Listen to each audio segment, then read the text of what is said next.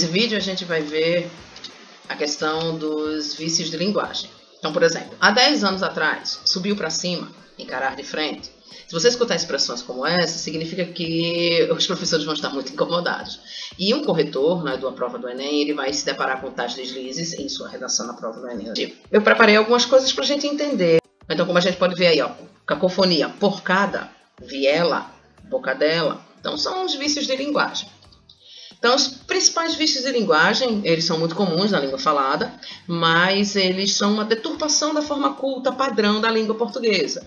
Então, existem várias causas. A primeira delas, a falta de conhecimento. A segunda, o costume e também a falta de atenção. Então, vamos dar uma olhada nos principais vícios, né? O primeiro, o barbarismo. O que é isso? É o desvio em relação à grafia ou à pronúncia das palavras. É muito comum, erro de pronúncia seria dizer problema, certo? Ao invés de problema, tauba, ao invés de tábua.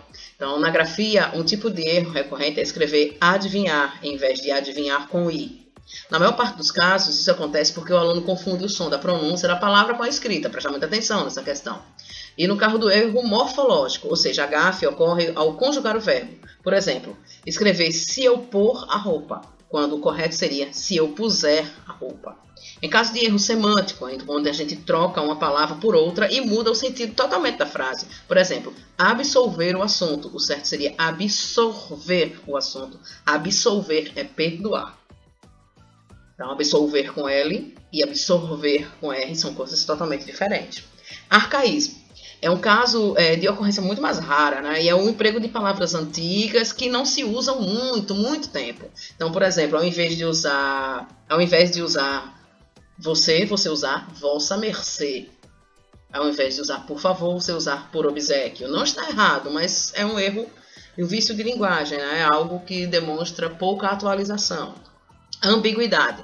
Esse é um vício de linguagem muito recorrente nas provas do Enem e ele compromete principalmente o entendimento do texto. Normalmente pode se dar por problemas semânticos, problemas de significado morfológicos, aí vai depender.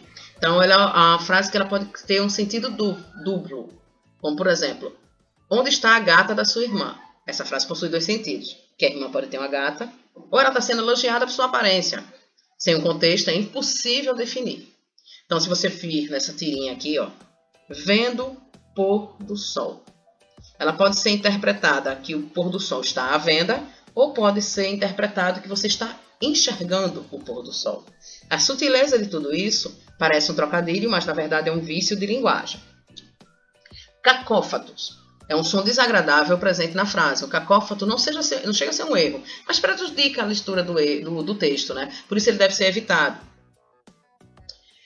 Eco. Esse erro geralmente ocorre por desatenção. Quando terminar de escrever sua redação, veja muito bem essas questões para evitar esses sons desagradáveis ou repetições desnecessárias. Ele é um recurso bastante utilizado em poesias, mas na redação ele vai diminuir a qualidade do seu texto. Então, por exemplo, não comente com o Vicente que meu dente está dormente. Então, vamos evitar a rima, né, que seria o eco. Pleonasmo. Pleonasmo ocorre quando há redundância na informação. Esse é campeão. Então, saiu para fora, subiu para cima, desceu para baixo, encarar de frente, elo de ligação. Neologismo é um recurso linguístico bastante utilizado na poesia, mas ele não cabe na redação. Então, nada de inventar palavras. Por exemplo, brasileiros dizem refri ao invés de refrigerante, prof em vez de professora. Então, evitem esse tipo de coisa, utilize realmente a norma culta. Solecismos são erros de sintaxe.